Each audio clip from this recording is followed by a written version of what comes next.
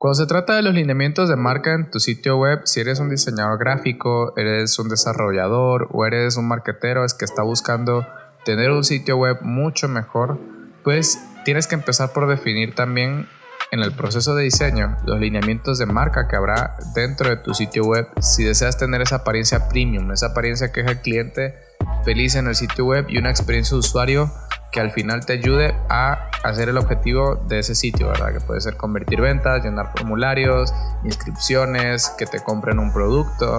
Al fin y al cabo, estos lineamientos colaboran en ese aspecto y específicamente vamos a aprender cuáles son los aspectos de lineamientos que yo utilizo para específicamente crear mis sitios web. Así que vamos hacia ello. Una de las primeras cosas que yo hago cuando estoy en mi sitio web es empezar por definir colores, específicamente los códigos hexadecimales de los colores de cada uno de los aspectos que habrá dentro de mi sitio web. Aquí tenemos que tomar en cuenta los colores de marca, es decir, el principal, el secundario y el terciario, y ahorita te voy a compartir una regla de oro que ayuda un montón para ello. Tenemos que tomar en cuenta los colores de estado, que son específicamente el estado de información, éxito, advertencia y error, ideal para formularios y parte de compras. De ahí los colores de los botones, tanto en su estado normal como en su estado hover. Y de ahí los colores de tipografía. Estamos hablando de títulos, subtítulos y cuerpo de texto. Este es el primer aspecto que hay que tomar en cuenta, así que vamos a pasar a Figma, que es un programa de diseño web para que puedas ver un poco más acerca de ello. Esto que estás viendo acá es una página previa a lo que yo voy a colocar en el manual de marca con los lineamientos de los colores web para esta casa, ¿verdad? Que en este caso sería para un cliente real que se llama AL164. Y específicamente vamos a empezar con el primer aspecto, que vienen siendo los colores de marca, ¿ok? Los colores de marca lo podemos dividir dentro del sitio web en tres categorías: el color principal, los colores secundarios y los colores terciarios, ¿sí? A mí me gusta utilizar muchísimo la regla de 60-30-10. Esta regla básicamente nos dice que en el diseño web y pues también en el diseño interior se utiliza. Básicamente tenemos de que un color o un color principal va a dominar el 60% de una composición, otra serie de colores van a estar dominando el 30% y por último tendremos una serie de colores o un color que va a estar dominando el último 10%, ¿ok? En este caso tenemos que el color principal que va a manejar la marca o el que estaría dominando el 60% de las interacciones y los colores dentro del sitio web sería este color verde, que es un color característico de la marca, es un color principal. Muchas marcas tienen ya un color principal, pero pues para las que no lo tengan, pues tú tienes que hacer el trabajo de definir cuál va a ser el color principal. Si quieres definir cuál es un color exactamente, puedes aprender bastante acerca de ello con respecto a la psicología del color, la cromatología y lo que implica ese color en particular, ¿sí? La segunda categoría que puedes ver acá serían los colores específicamente secundarios. Entre estos dos colores para esta marca tenemos un color negro y un color morado, ¿sí? Este, si te das cuenta, no es un color negro completamente puro, pero sigue siendo un color que la marca utiliza bastante, el color morado igualmente. Entonces tenemos estos dos colores también. Y el último 10%, que aquí estaríamos hablando de elementos mucho más pequeños, como para acentuar cosas, por ejemplo botones, iconos, ilustraciones. Estamos hablando de un cian, un morado y un verde un poco más claro, ¿sí? El segundo aspecto a definir son los colores de estado. Aquí estamos hablando específicamente de los estados de los elementos con los cuales puedes interactuar, tales como un formulario o posiblemente un carrito de compra, ¿verdad? Y tenemos de que hay varios estados. Tenemos el estado de información, cuando le das botón a algo y para que te dé más información. Tenemos el estado de éxito, por ejemplo, cuando se envía exitosamente un formulario, ¿verdad? Te sale un mensaje de formulario se envió exitosamente. Tenemos el estado de advertencia, por ejemplo, cuando un formulario se da cuenta de que colocaste un correo electrónico pero no le colocaste correctamente la extensión a Gmail o Outlook, ¿verdad? Te coloca una advertencia, o que un país no está disponible, o que un color de un producto ya no se encuentra disponible. Y el color de error, ¿verdad? Que es, por ejemplo, cuando envías un formulario pero te faltó rellenar un campo, entonces te salga un error, el formulario te dice que no se ha enviado correctamente o que no se ha procesado algo correctamente, ¿verdad? Entonces estos colores de estado los tienes que definir. Realmente puedes irte por un sistema parecido a este, sigue siendo funcional y la mayoría de personas lo entienden a lo largo del mundo.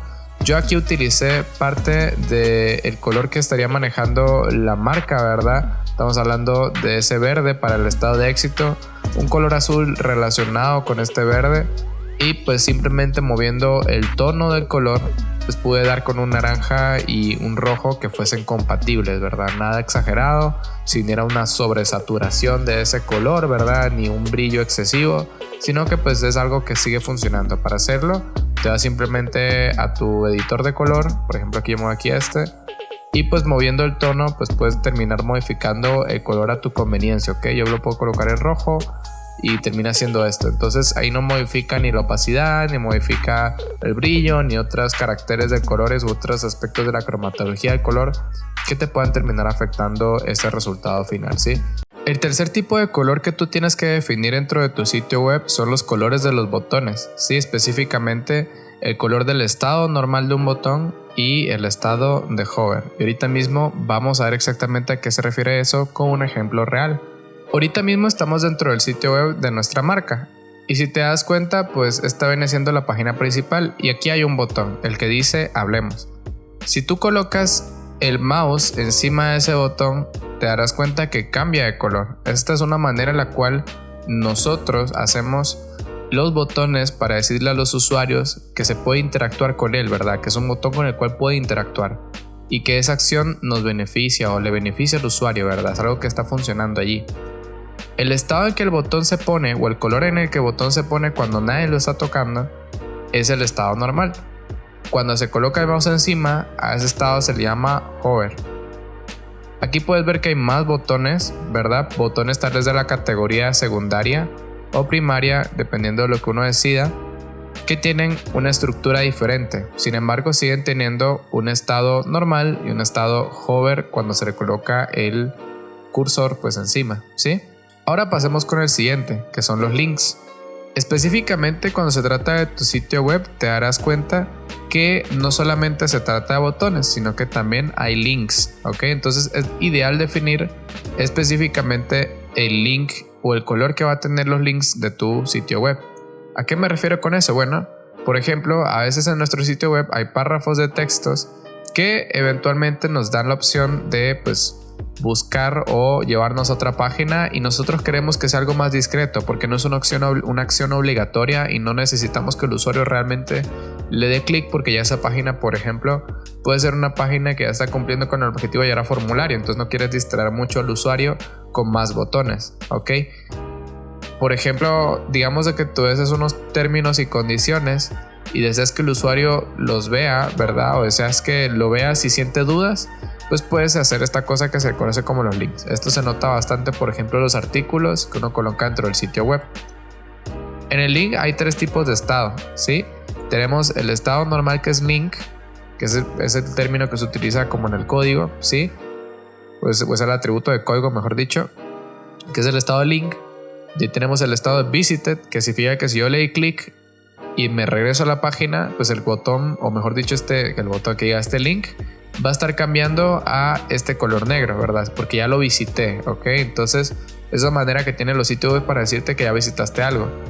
Por lo general los sitios web ya te colocan un sistema de color estándar para los links dentro de textos, que es azul, de ahí como un morado más oscuro porque ya lo visitaste, y de ahí tenemos hover, que también puedes hacer eso.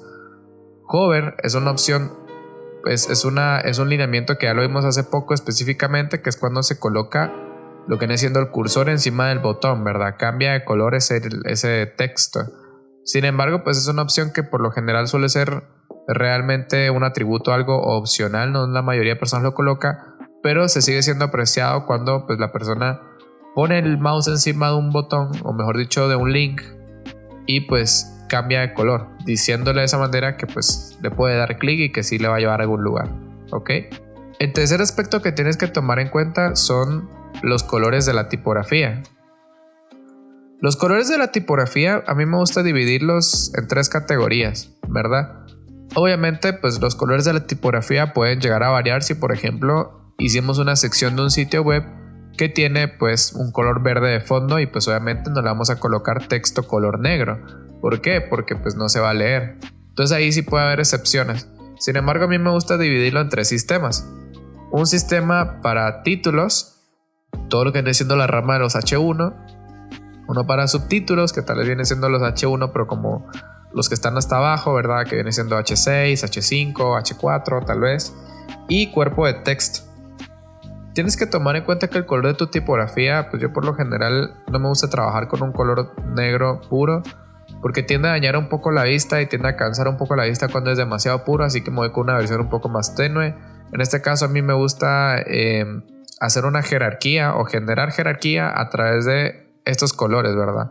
Siendo que el título pues tiene este tono como gris bastante oscuro, siendo que el subtítulo es un tono gris un poquito más claro y el cuerpo de texto es un tono gris un poquito más claro, que al final pues sigue siendo también legible, ¿verdad? Porque a veces me pasaba que yo colocaba el gris bastante claro y pues no era bastante legible, pero aquí es importante que pues se cuide ese aspecto. El segundo aspecto que tú tienes que tomar en cuenta dentro de tu sitio web son las tipografías que vas a utilizar en la web, ¿ok? Aquí específicamente hablamos de definir tamaños y familias tipográficas. Estaríamos hablando de titulares, cuerpos de texto y aclaraciones y pie de texto. Eso es lo más importante, ¿sí? Vamos a ver un poco en qué consiste esto. Las tipografías de la web, como puedes ver acá en el ejemplo, tenemos diferentes tipografías, ¿verdad? Tenemos diferentes textos acá. Esto es lo que yo suelo hacer. Yo suelo colocar un texto de título y de ahí voy desglosándolo hasta llegar al cuerpo de texto, ¿ok? Si te das cuenta, a mí me gusta utilizar una jerarquía que puede ser, o mejor dicho, tú puedes utilizar una jerarquía que puede ser una jerarquía estándar, por ejemplo, la que te coloca en términos de tamaño los propios programas, que suele basarse en 72 puntos o 72 píxeles, o una jerarquía creada a través de la regla de 1.618, que es el número áureo, ¿ok? O el número dorado. También puedes hacerlo utilizando tu propio ajuste visual, pero ya es un poquito más avanzado, ¿sí? Así que si no estás seguro, yo te recomiendo que te vayas con tamaños ya sea de la jerarquía estándar o la regla de 1.618. La regla 1.618 de la tipografía nos dice que si nosotros dividimos el tamaño de una tipografía por 1.618, esta tipografía va a disminuir hasta un tamaño mucho más chiquito que sea armonioso, ¿verdad? Que no sea ni un cambio tan radical, pero que tampoco sea un cambio bastante chiquito, ¿sí? Igualmente, si quieres o te gusta ese tema, podemos hacer un video al respecto sobre cómo puedes aplicar la regla de el número áureo en más diseños, ¿sí? Pero específicamente para esto tenemos de que en tu sitio web hay una estructura específica. Los sitios web suelen tener una estructura de textos que consisten en estas etiquetas. Estas etiquetas dividen específicamente los textos según importancia, siendo el texto con H1 más importante dentro de esa página que va dentro de tu sitio web. Y pues para abajo, ¿verdad? Llegándose entre los titulares, el H6 o el header 6, el menos importante, el H1, pues el header 1, el más importante. También tenemos el cuerpo de texto. El cuerpo de texto se suele separar utilizando la etiqueta de P. Para hacer que el cuerpo de texto esté en negrita, por ejemplo, cuando se quiere colocar alguna palabra o resaltar alguna palabra, pues se utiliza la etiqueta de B. Y cuando se trata de itálica o aclaraciones o pie de páginas, pues algunos suelen utilizar la etiqueta I. Una vez que ya tienes escogida específicamente tu jerarquía de tipografía, aquí podemos ver una jerarquía en tamaños, ¿verdad? Tenemos un título hasta abajo, pues ahora falta definir los demás aspectos de esa tipografía. Estamos hablando específicamente del font size o el tamaño de la tipografía, el line height o el interlineado, el spacing, que es el espacio que hay entre letras o interletrado, y la familia tipográfica más el peso, ¿verdad? Estos aspectos son bastante importantes a definir. Vamos a ver un pequeño ejemplo con respecto a esto. Yo voy a colocar acá este titular y vamos a ponerle directamente algo de texto, ¿sí? Ok, aquí ya le coloqué un texto al titular y si te das cuenta, yo te recomiendo no irte con textos Lorem Ipsum cuando estés diseñando, pues porque los textos Lorem Ipsum no son bastante fieles al resultado final, ¿sí? Porque son de hecho casi que perfectos en algunas ocasiones cuando lo genera el programa. Te recomiendo utilizar textos reales, ¿ok? Entonces aquí tenemos este párrafo de texto. Vamos a ver las características una a una. El line height viene siendo el interlineado. Como puedes ver, si yo aumento el interlineado a 172%, pues aumenta bastante la letra, ¿sí? El último aspecto es el interletrado. El interletrado, pues, o el letter spacing, básicamente consiste en que si tú lo aumentas, pues el espacio que hay entre cada letra aumenta, ¿ok? Si lo restamos, pues el espacio que hay entre cada letra se resta. El cambio más común que uno suele hacer es disminuir ligeramente el espacio entre las letras, o interletrado. ¿Por qué? Porque a veces pasa que cuando una tipografía es bastante grande y uno lo deja, esta configuración se la deja en auto, pues realmente pues luce un poco extraña, ¿no? Puede llegar a tener demasiado espacio entre las letras cuando la tipografía se hace muy grande, entonces uno se la suele restar, ¿verdad? Cuando la tipografía es demasiado chiquita, por ejemplo, con esa tipografía que es muy pequeña, pues las personas sí le aumentan un poco el interletrado, ¿ok? Entonces, bueno, vamos a estar definiendo el tamaño de la tipografía, el interlineado, el espaciado entre las letras, la familia tipográfica, en este caso para esa tipografía de City Commons, y de ahí el peso, ¿ok? Y esos son los aspectos que tú tienes que definir para tu tipografía web. El tercer aspecto a tomar en cuenta son los estilos de los botones. Resulta que no solo basta con definir cada aspecto de color de botón, sino que también es necesario definir un poquito con respecto a la profundidad de esos botones. Aquí estamos hablando de definir el color del botón en su estado normal, hover, subrayado, etcétera, como sea que el botón que tú manejes. El texto de los botones, ¿verdad? ¿Qué tamaño va a ser ese texto? Los links que se van a colocar en ese botón, ¿verdad? Aquí ya lo habíamos visto un poquito. Y el borde o el borde radius de ese botón. Aquí ya estamos en la página de botones, ¿ok? Si te das cuenta, en esta página vamos a empezar hablando de la categoría de los botones que hay. A mí me gusta dividir los botones de un sitio web en tres categorías: los botones primarios, los botones secundarios y los botones terciarios. Siendo los botones primarios los botones que van enfocados a cumplir con el objetivo principal del sitio web, los botones secundarios a cumplir con los objetivos secundarios del sitio web, y los botones terciarios los botones que van enfocados a cumplir aquellos aspectos extra del sitio web. Por ejemplo, un botón primario puede ser un botón de contáctanos, ¿sí? Un botón secundario puede ser un botón que te lleve a una página como servicios, y un botón terciario puede ser un botón que te dé información acerca de una pregunta que tenga la persona específica, como una pregunta frecuente o tal vez específicamente unos términos que se quieran manejar dentro del sitio web. Aquí, si te das cuenta, en el texto tenemos el titular, el cuerpo de texto y tenemos el clic del link. Entonces, ¿qué información tú tienes que definir con los colores? Tú tienes que definir específicamente el color de su botón en normal y en hover, que eso ya lo hicimos anteriormente, y esto lo puedes hacer con estas siguientes características que se las vas a mostrar al desarrollador que se está haciendo dentro del sitio web. Una es la característica de background. Background es básicamente el color que va a tener, ese es el atributo. Hover, pues ya lo sabemos, es cuando se coloca el cursor encima de ese botón, a qué color va a cambiar. Font size, yo doy una recomendación de que en lugar de colocar un tamaño de tipografía específico, pues directamente coloques un rango, ¿verdad? Porque uno nunca sabe si un botón pues ocupa más espacio del que realmente hay disponible. Y un borde radius, que el borde radius es este radio o este redondeado que hay en los botones. Si yo lo disminuyo, se vuelve un cuadrado, un rectángulo completamente con esquinas rectas, ¿verdad? Si lo aumento, por ejemplo aquí vamos a 8, pues agarra esa apariencia redondeada. Los botones redondeados por lo general son un poquito más estéticos y amigables, ¿sí?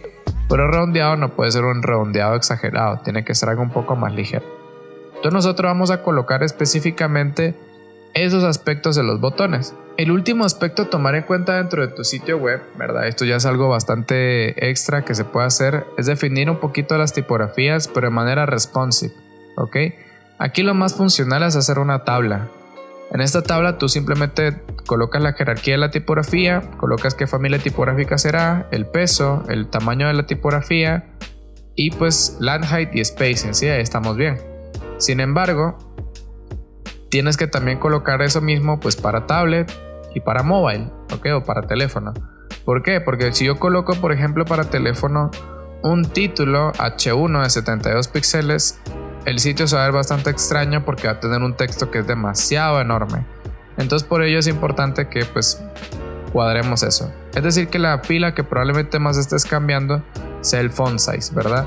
Line height puede que lo estés tocando bastante, pero pues no es del todo necesario. A mí me gusta manejar line height como un porcentaje de, pero pues hay otros sistemas que se manejan también como en puntos, ¿verdad? El cuarto aspecto a tomar en cuenta es la retícula para la pantalla que va a tener tu sitio web. Aquí vamos a definir la retícula que va a tener el dispositivo. Específicamente vamos a estar hablando del número de columnas que va a haber para desktop, iPad y mobile, el tipo de columnas, si va a ser stretch, center, left, right, el margen que va a haber o margin, si puede ser de 120, 40, 25 y el gutter, ¿verdad? Que puede ser de 30, 27 o 10. Esos son tamaños que yo recomiendo y que funcionan por lo general bastante bien en la mayoría de los sitios, ¿sí? Vamos a ver un ejemplo.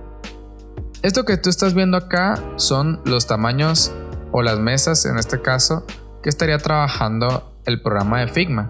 Tenemos esta mesa que es para desktop, que aquí estamos hablando específicamente de desktop de 1440 por 1024, ¿ok? Es un tamaño estándar.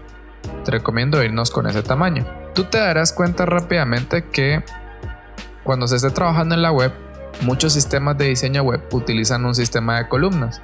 Entonces tú en tu manual de marca, en tu manual de lineamientos web o los lineamientos web que le vas a colocar a tu marca, pues es ideal que también definas cuántas columnas recomiendas, ¿ok? Yo en este caso recomiendo 8 columnas, así que vamos a ver estos datos rápidamente. El número de columnas puede variar bastante. Por ejemplo, podemos ir desde lo normal es trabajar entre 6 hasta 12 e incluso algunos trabajan 24. Yo en este caso me gusta con 8 columnas para este sitio web. El tipo de color, pues realmente esto es algo más del programa de Figma. El stretch es el tipo de manera en cómo la columna se va a poner. Por ejemplo, yo las puedo centrar, las puedo poner todas a la derecha, pues puedo poner todas a la izquierda. Pero realmente lo que uno más utiliza es stretch, ¿ok? De ahí estamos hablando del margen o el margin, que sería el espacio blanco que hay a los lados. ¿Por qué se coloca eso? Porque pues todas las pantallas son diferentes y lo que hacen en los sitios web es que colocan un espacio vacío a los lados para que si digamos el 1440 de tu pantalla te consigues con una Mac que tiene 2000, pues el sitio web no se rompa ni se vea extraña, ¿verdad? Entonces uno coloca un margen o si es muy pequeño igual. En este caso, pues si yo por ejemplo le coloco un margen de 10, te darás cuenta que me va a dejar solamente 10 píxeles a cada lado de respeto. Sin embargo, pues yo lo que quiero es 120, ¿verdad? Para desktop. Por último, el gutter es el espacio que va a haber entre cada columna, ¿sí? Aquí yo le estoy dando un espacio de 30, pero si yo le doy un espacio de 10, te darás cuenta que el espacio se disminuye, ¿ok? Si le doy un espacio de 20, pues se aumenta. Si le doy un espacio de 60, se aumenta un montón del espacio que hay entre cada columna. Para desktop, a mí me gusta trabajar en un espacio de 30, ¿ok? iPhone es diferente. iPhone, pues, maneja un sistema parecido, ¿verdad? Y los datos van a cambiar un poco, siendo los números un poco menores, y lo mismo para iPad. Uno de los cambios que yo te recomiendo tomar en cuenta es no cambiar la cantidad de columnas que hay entre cada uno de los dispositivos, ¿sí? Eso significa que, por ejemplo, si en el iPad Pro tenemos estos tamaños que están acá y en el iPhone tenemos estos tamaños que están acá y tenemos aquí 8 columnas, 8 columnas y 8 columnas, pues va a ser mucho más fácil desarrollar el sitio web. Yo todavía no estoy seguro si realmente se puede cambiar el número de columnas con alguna etiqueta responsive en el proceso de programación. Así que pues para ahorrarnos o ahorrarle al programador esa dificultad de averiguar cómo cambiarle la número de cantidad de columnas según el tamaño de la pantalla, pues vamos a manejar siempre la misma cantidad de columnas que definamos para desktop o para iPhone, ¿verdad? En cualquier caso, puede ser 6, 12, 24, 8. Lo importante es que tú tengas un sistema que a ti te funcione, ¿ok? Lo último que yo te recomiendo a la hora de trabajar los lineamientos de marca de tu sitio web es que hagas la página de portada como ejemplo, ¿sí? Esto ayuda un montón al equipo de desarrollo y de marketing a desarrollar el sitio web. ¿Por qué? Porque él está dando un ejemplo gráfico de cómo hacer el look and feel de la marca, ¿sí? Ahora, la metodología que yo te recomiendo es una metodología de mobile first, ¿ok? La metodología de mobile first lo que nos dice es que primero se empieza diseñando el sitio web en teléfono. ¿Por qué? Porque cuando lo diseñamos en teléfono, pues pasamos a lo que es esencial, porque hay menos espacio. Pasamos a definir la jerarquía de manera mucho más fácil. Y si funciona en teléfono, definitivamente va a funcionar en tablet y definitivamente va a funcionar en desktop. ¿Ok? Aquí podemos ver cómo luce en teléfono, podemos ver cómo están los lineamientos que hemos hablado hace un rato, ¿verdad? Tanto los links que se pueden dar clic, cómo se trabaja la tipografía, lo que viene siendo el cuerpo de texto, los botones, una excepción a la regla, ¿verdad? E incluso también una imagen, ¿verdad? Y aquí también lo tenemos en tablet. Si tú eres bastante habilidoso en Figma y tienes experiencia, puedes incluso crear un prototipo. Un prototipo es este texto que vas a ver acá o esta parte que tú vas a ver acá específicamente, donde básicamente yo puedo empezar a usar mi prototipo, por ejemplo así. Y el prototipo pues me va a llevar a las diferentes páginas que hay dentro de mi sitio web. Incluso puedo configurar botones dentro de él para crear toda una experiencia. Sin embargo, eso deberíamos de verlo en algún otro día, ¿sí? Así que repasemos la información clave. Para definir los lineamientos de marca en tu sitio web, primero tienes que definir los colores que va a haber en la web, específicamente el código hexadecimal de dichos colores. Estamos hablando de los colores de marca, los colores principales, secundarios y terciarios. Estamos hablando de los colores de estado, por ejemplo para formularios, como el color de información, éxito, advertencia y error. De los colores de botones, como el botón en su estado normal y en su estado hover, que es cuando se le coloca el cursor encima. De los colores que hay en la tipografía, que lo recomendable es dividirlo entre títulos, subtítulos y cuerpo de texto. El segundo aspecto a tomar en cuenta es las tipografías que vas a usar en esa web. Tienes que definir los tamaños y las familias tipográficas. Aquí estamos hablando de los titulares, que pueden ser H1, H2, H3, H4, H5, H6, que son titulares o etiquetas que dicen para header y específicamente para definir la jerarquía. El cuerpo de texto, que puede ser párrafo o por ejemplo puede ser negrilla, ¿verdad? Cuando se coloca un texto en negrita también.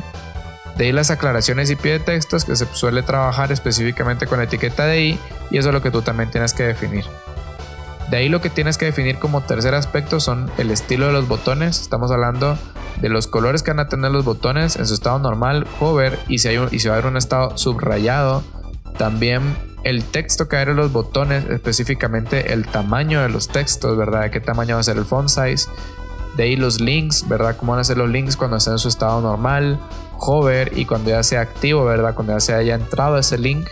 Y de ahí el borde que va a tener el botón, ¿verdad? Si va a ser un borde o un radio de borde, un borde radius, que va a ser bastante generoso, o va a ser un botón un poco más cuadrado, ¿verdad? El último y cuarto aspecto que tú tienes que definir para tu sitio web es la retícula que vas a trabajar, específicamente la retícula de los dispositivos. Estamos hablando del número de columnas que va a haber para la pantalla computadora, para iPad y para teléfono, el tipo de columna que vas a colocar o la configuración que va a tener esa columna, que puede ser stretch, center, left o hacia la derecha, el tipo de margen que va a tener, que es ese espacio que hay blanco hacia los lados, que puede ser de 120, 40 o 25, dependiendo de en qué dispositivo te encuentres, y el gutter, que es el espacio que hay entre pues cada una de las columnas, ¿sí? Así que si el video te gustó, por favor suscríbete a nuestro canal de YouTube, síguenos en las redes sociales, no cuesta nada, es gratis y lo seguirá haciendo. Realmente nos gusta enseñar e igualmente esperamos en un futuro poder llegar a tener algún tipo de comunidad a la cual le podamos enseñar lo que sabemos. Si tú te sientes interesado en un proyecto web, no te preocupes, escríbenos y vemos cómo te podemos ayudar específicamente para él. Sí, he sido Oliver Puente y te deseo un hermoso y feliz día.